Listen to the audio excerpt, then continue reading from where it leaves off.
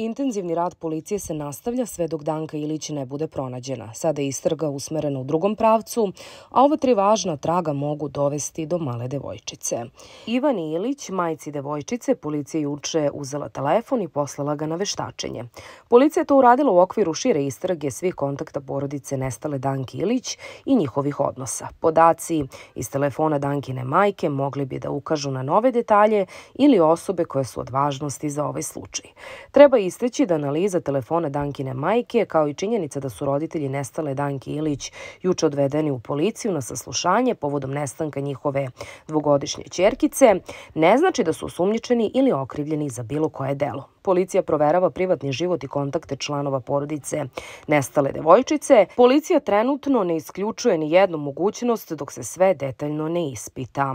Nakon što je obustavljena terenska potraga za nestalom Dankom, sprovodi se detaljna provera podataka sa baznih stanica mobilne telefonije u okolini Banjskog polja kako bi se utvrdilo kretanje svih osoba koje su u kobno vreme utorak bile u blizini mesta na kojem je nestala mala devojčica. Ukrštanje ovih podataka sa iskazima svih osoba koje je policija saslušavala posle nestanka devojčice mogli bi da ukažu na eventualne nedoslednosti u izjavama i da se otvore nove mogućnosti u istrazi. Dosadašnji rezultati pokazali su na novi pravac u kojem treba da ide istraga. Obustavljena je pretraga terena, ali i intenzivan rad na pronalasku devojčice i neće se odustati dok dete ne bude nađeno.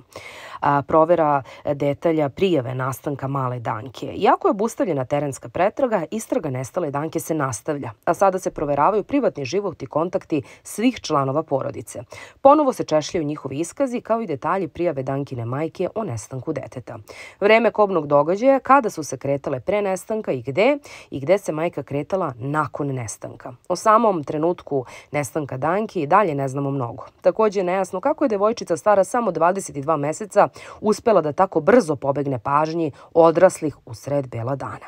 Zato bi istraživanje detalja prijave nestanka moglo da pomogne da na svetlo izađu novi detalji, naravno, ovog misterioznog momenta u utorak popodne. Detektiv Mile Novaković, bivši načelnik uprave kriminalističke policije, izjavio da je činjenica da policija ispituje poteze svih članova porodice, pa i majke i oca, koje bi na poligrafskom ispitivanju ne znači naravno da su oni za bilo šta krivi.